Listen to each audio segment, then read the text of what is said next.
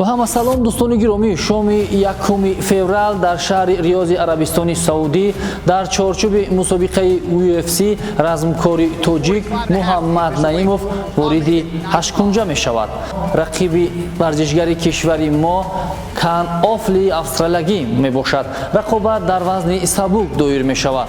ورزشگر ما محمد نعیمов 11 غلبه و 3 باخت را در کارنامه ورزشی خود به قید گرفته است. اوفلی 11 غلبه 3 باخت و 1 مساوی نیز دارد. انتظار می رود که محمد نعیمов و کان اوفلی ساعت 22 شب و وقت دوشنبه وارد اکتاگون بشوند و امیدواریم که ورزشگر ما غلبه به دست میارد. محمد نعیمов 30 ساله در اوان جوانیش در مسابقه های تکواندو سطح شایسته نشان میداد و اولین نبرد خود را در محاربه های آمیخته سال 2018 انجام داده.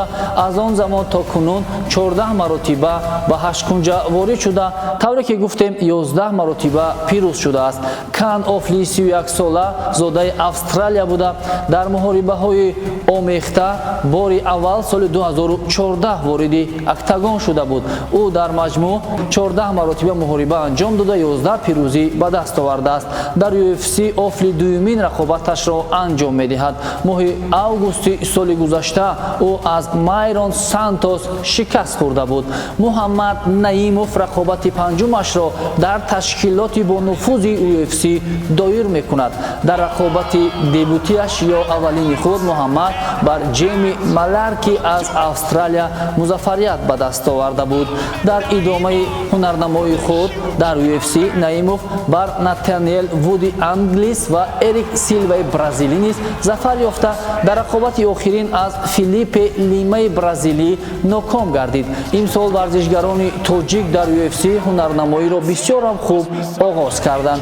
اول نورالله علیев پس از 2 سال انتظاری ها بالاخره به 8 برگشت و غلبه خود را به دست آورد. پس از نورالله نوبت به موین غفورов نیز رسید. ورزشگری ما خیلی خوب هنرنمایی کرد. اکنون نوبت به محمد نعیمov رسید که هر نفری که نتیجه رقابت محمد نعیمov و رقیب او را درست پیشگویی کرده میتوانند ما با او تحفه های ارزشمند از جمله دستپوشک های UFC و همین گونه پیراهن های خودی تقدیم میکنیم. هر یک نفر 1 مرتبه کامنت یا شرح نوشته میتواند در پایان این ویدیو. شرط چنین است که باید پیشگویی کند کی غلبه میکند و چی طور و در کدام راوند یا با اصول بوقی کردن یا با خلاصه داوران. خلاص انتخاب از شما، تحفه از ما است. با جز از این هر نفری که مؤلف 55مین کامنت در پایان این ویدیو میشود ما با او یک توپ برندی از شرکت فرمولا 55 تقدیم مینماییم. با همه برار میخواهیم تاجیکستان به پیش، محمد به پیش.